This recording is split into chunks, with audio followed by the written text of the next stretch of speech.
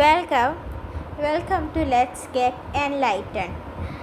ഞാനിപ്പോൾ ഇവിടെ പഠിപ്പിക്കാൻ പോകുന്നത് ഭാരതീയ ന്യായ സംഹിതയാണ്. സെക്ഷൻ 80 ടു സെക്ഷൻ 99 ആണ് നമ്മളിന്നിവിടെ ഡിസ്കസ് ചെയ്യാൻ പോകുന്ന ടോപ്പിക്. സോ ഭാരതീയ ന്യായ സംഹിത പുതിയതായിട്ട് വന്നൊരു നിയമമാണ്. നമ്മുടെ IPCയെ റീപ്ലേസ് ചെയ്തുകൊണ്ട് വന്നതാണ്. പക്ഷേ എങ്കിൽ പോലും നമുക്ക് എനിക്ക് തോന്നുന്നു ഇപ്പോൾ വിളിച്ചിരിക്കുന്ന കൂടുതലും വന്നിരിക്കുന്ന കോമ്പറ്റേറ്റീവ് എക്സാംസിനും പല എക്സാംസിനും IPCയും ഭാരതീയ ന്യായ സംഹിതയും രണ്ടും ഒരുമിച്ച് ചോദിക്കുന്നുണ്ടെന്നാണ് എൻ്റെ ഒരു വിശ്വാസം. ഓക്കെ, എന്തായാലും നമുക്ക് നമ്മുടെ ടോപ്പിക്കിലേക്ക് കടക്കാം. ഭാരതീയ ന്യായ സംഹിത സെഷൻ 18 പറയുന്നത് ഡവറി ഡെത്തിനെ കുറിച്ചാണ്.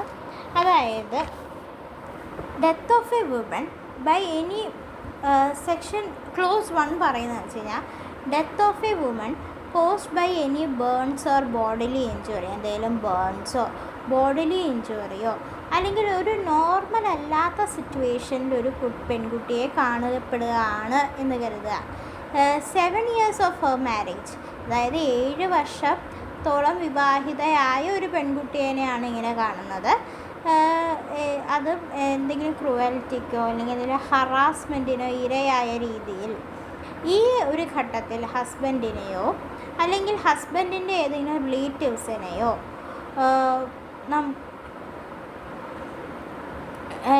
ഡിമാൻഡ് ഓഫ് ഡവറിക്ക്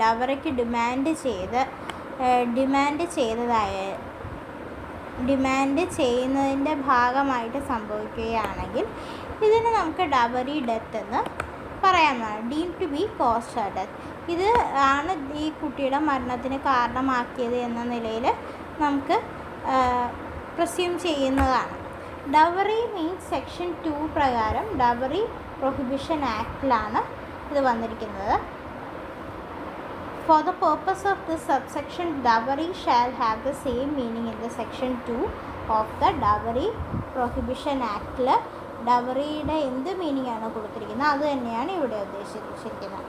പിന്നെ ക്ലോസ് 2 എന്താണ് പറയുന്നത്? ഹൂവർ കമ്മിറ്റ്സ്, ഈ ഡവറി ഡെത്തിന് കാരണമാക്കിയത് ആരാണോ അവരെ പണിഷ് ചെയ്യുന്നത് എപ്പോഴാണ്? Imprisonment not less than 7 years, 7 വർഷത്തിൽ കുറയാതെയും may extend to for life ആയാലും എക്സ്റ്റെൻഡ് ചെയ്യാം.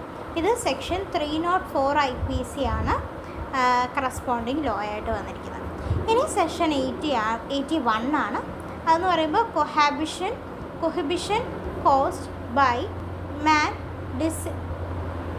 ഡിസൈറ്റ്ഫുള്ളി inducing belief of lawful marriage. So എന്തെന്നായിരുന്നു കൊഹിബിഷൻ കോസ്ഡ് ബൈ മാൻ? അതായത് കൂടെ താമസിച്ചിരുന്ന പുരുഷൻ ഡിസൈറ്റ്ഫുള്ളി, അതായത് മിസ്ലീഡ് ചെയ്യാണ്, inducing the belief of lawful marriage, അതായത് അവർ നിയമപരമായി വിവാഹിതരാണ് എന്ന തരത്തിലുള്ള വിശ്വാസം ആ വ്യക്തിക്ക് കൊടുക്കുന്നതാണ്. സോ ഇതെന്ന് പറയുമ്പോൾ എവ്രി മാൻ ഡിസൈഡ്സ് എനി വുമൺ. അപ്പോൾ ഇത് ഒരു പുരുഷൻ ഒരു സ്ത്രീയെ is not lawfully married to him to believe, അതായത് നിയമപരമായിട്ടല്ലാതെ ഒരു സ്ത്രീയുമായി വിവാഹത്തിൽ ഏർപ്പെടും. പക്ഷേ ആ പുരുഷൻ ആ സ്ത്രീയെ വിശ്വസിപ്പിക്കുവാണ് ലോഫുള്ളി മാരീഡ് ആണ്. കോഹബിറ്റ് ഓർ ഹാവ് സെക്ഷൽ ഇൻ്റർകോഴ്സ്, അതായത് കൂടെ ജീവിക്കാനും ആ വ്യക്തിയുമായിട്ട് ലൈംഗിക ബന്ധത്തിൽ ഏർപ്പെടാനും വേണ്ടിയായിട്ട് പ്രേരിപ്പിക്കുകയാണ്. ഇങ്ങനത്തെ ഒരു ക്യാൻ ബി പണിഷ് ഫോർ ഇംപ്രസൺമെൻറ്റിൽ പണിഷ് ചെയ്യാം. ഇംപ്രസൺമെൻറ്റാണ് punishment. It may extend to 10 years വരെ പോകുന്നതാണ്. ഫൈനും ഉണ്ട്. ഇത് സെക്ഷൻ 493 IPC ആണ് കറസ്പോണ്ടിങ് ലോ. അതായെന്ന് പറയുമ്പോൾ ഇതിനൊരു എക്സാമ്പിൾ പറയുന്നത് എങ്ങനെയാണ്? ഒരു പുരുഷൻ ആദ്യത്തെ വിവാഹമൊക്കെ മറച്ച് സെക്കൻഡ് മാരേജ് ചെയ്യുവാണെങ്കിൽ ചിലപ്പോൾ വിവാഹം കഴിച്ച പെൺകുട്ടി വിശ്വസിക്കും ഇതാണ് അദ്ദേഹത്തിൻ്റെ ആദ്യ വിവാഹം, so she is lawfully wedded to him എന്ന് വിശ്വസിക്കും. പക്ഷേ സിൻസ് ആദ്യത്തെ ബന്ധം വേർപ്പെടുത്തിയില്ലെങ്കിൽ ഒരിക്കലും അതൊരു ലോഫുൾ മാരേജ് ആകില്ല, സെക്കൻഡ് മാരേജ് അല്ലേ, ഡിവോഴ്സ് ചെയ്തില്ല ഫസ്റ്റ് മാരേജ് എങ്കിൽ. ഇതൊക്കെ ഒരു എക്സാമ്പിളായിട്ട് നമുക്ക് പറയാവുന്നതേ ഉള്ളൂ. അടുത്തെന്ന് പറയുമ്പോൾ സെക്ഷൻ 82 ആണ്. Marrying again during the lifetime of husband or wife. അതായത് ഭാര്യയുടെയോ ഭർത്താവിനോ ജീവിച്ചിരിക്കുന്ന സമയത്ത് തന്നെ മറ്റൊരു വിവാഹം കഴിക്കുന്നു. The marriage is void. എന്തായാലും നമുക്കറിയാം അത് മാരേജ് വോയിഡ് ആണ്. അതായത് പ്രോപ്പർ ഡിവോഴ്സ് ഇല്ലാതെയുള്ള മാരേജ് ഒബ്വിയസ്ലി വോയിഡ് ആണ്.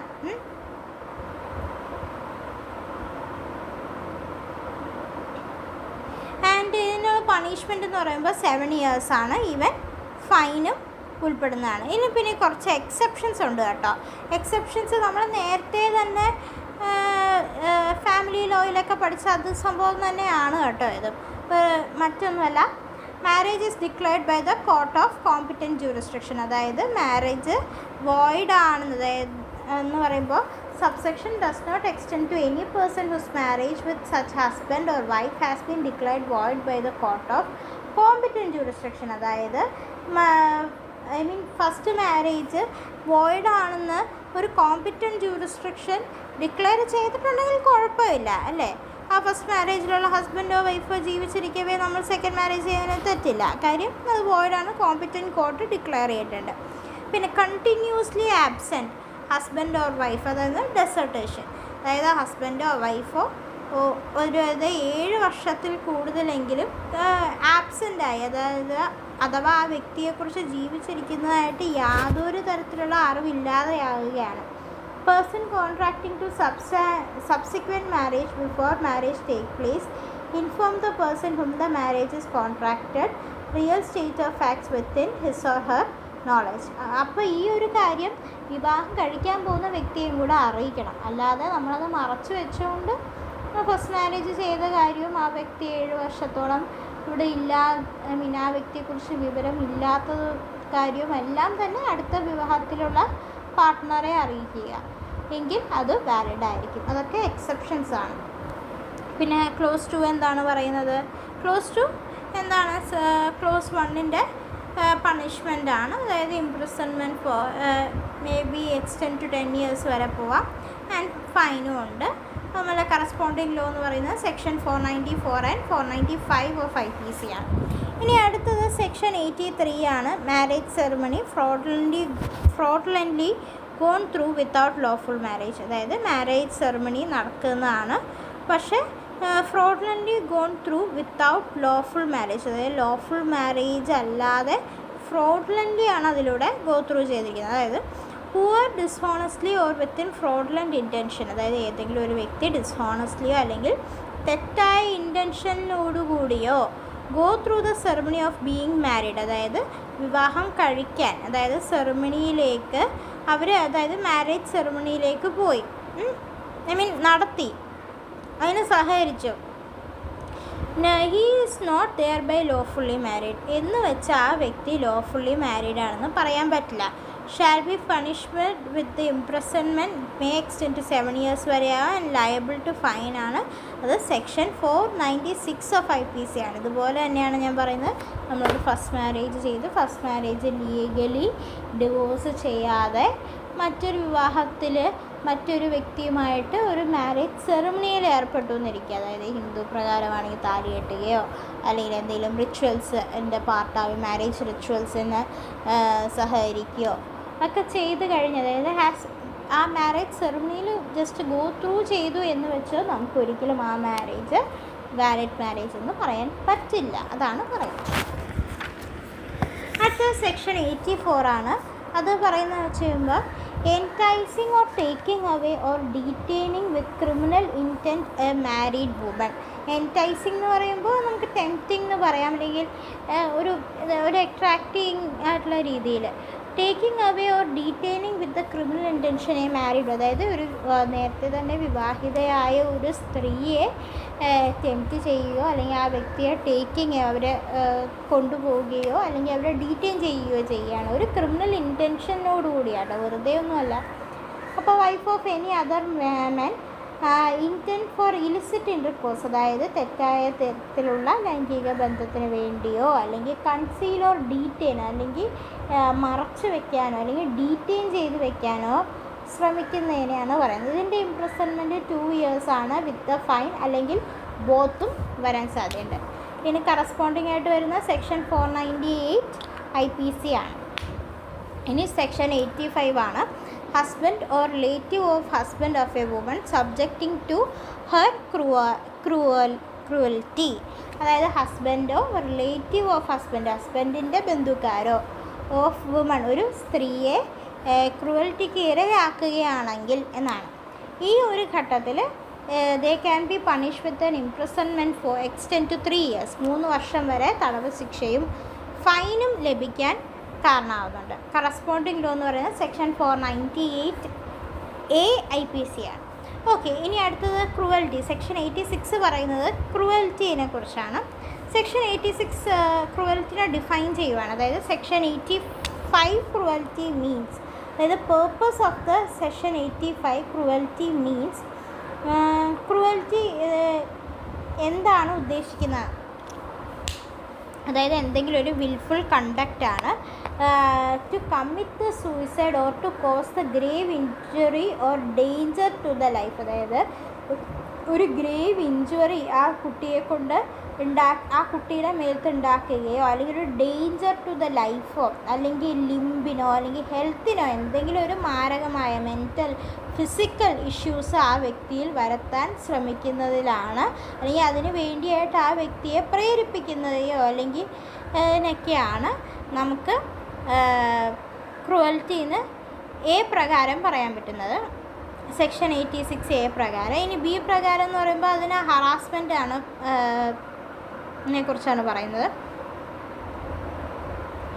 Causing her or any person related to her to meet unlawful demand. അതായത് ആ കുട്ടിയെ പ്രേരിപ്പിക്കുകയോ അല്ലെങ്കിൽ ഏതെങ്കിലും ഒരു വ്യക്തി ആ കുട്ടിയുമായി റിലേറ്റഡ് ആയിട്ടുള്ള ഏതെങ്കിലും ഒരു വ്യക്തി, ആ കുട്ടിയോ ആ കുട്ടിയുടെ പാരൻസോ അല്ലെങ്കിൽ സിബ്ലിങ്സോ അങ്ങനെ എന്തെങ്കിലുമൊക്കെ ബന്ധപ്പെട്ട ആ കുട്ടിയെ ബന്ധപ്പെട്ട ആൾക്കാരെ പ്രേരിപ്പിക്കുകയാണ്. എന്തെങ്കിലും അൺലോഫുൾ ഡിമാൻഡ്, അതായത് പ്രോപ്പർട്ടിക്ക് വേണ്ടിയോ എന്തെങ്കിലും വാല്യുബിൾ സെക്യൂരിറ്റിക്ക് വേണ്ടിയോ, or is on the account of failure by her or any person related to her to meet such demand.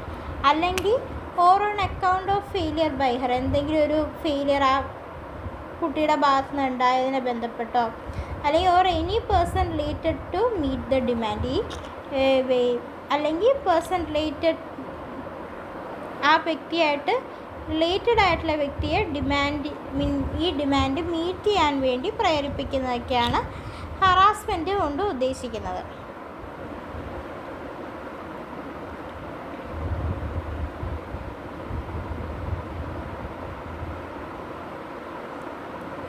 Okay, section 498A of IPCനെയാണ് കറസ്പോണ്ടിങ് ലോ ആയിട്ട് വന്നിരിക്കുന്നത്.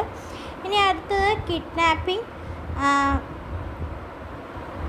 abducting or inducing woman to compel her marriage etc.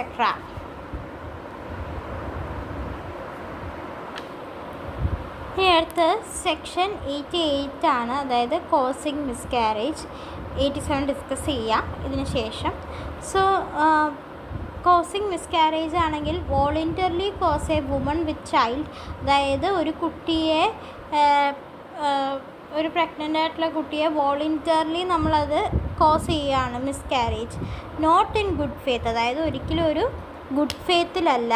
അതായത് എന്ന് പറയുമ്പോൾ such as saving of life, അതായത് ആ കുട്ടിയുടെ ജീവിതം രക്ഷിക്കാനോ ഒന്നും അല്ലാത്ത തരത്തിലാണ് വോളണ്ടറിലി ആ ഒരു മിസ്കാരേജിന് വേണ്ടിയായിട്ട് ശ്രമിക്കുന്നത് എങ്കിൽ പണിഷ്മെൻ്റ് ഉണ്ട്. For an imprisonment of 3 years, അതുപോലെ ഫൈൻ, അല്ലെങ്കിൽ ഇനി even both. And if the woman be quick with child shall be punished with an imprisonment for 7 years, or a woman who causes herself to miscarry, അതായത് ആ ഒരു സ്ത്രീ ആ കുട്ടി തന്നെ അതായത് ഹെർസെൽഫ് മിസ്കാരേജിന് വേണ്ടി ശ്രമിക്കുകയാണെങ്കിൽ ആ ഒരു സെഷനും ഈ comes within the meaning of the section വരുന്നതാണ്. അതായത് സെക്ഷൻ 312.